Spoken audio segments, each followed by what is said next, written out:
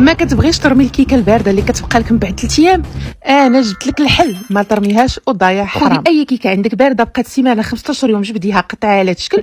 بعدات اختي كتشيط لك الكيكه. انا بعدا ولادي من الفران للطبله ما كيخلوهاش نهائيا تبرد. المهم على وعدي وسعدي نط درت كيكه باش نعمرها بكريمه اللوز ونشوف كي غتجي بهذه الطريقه.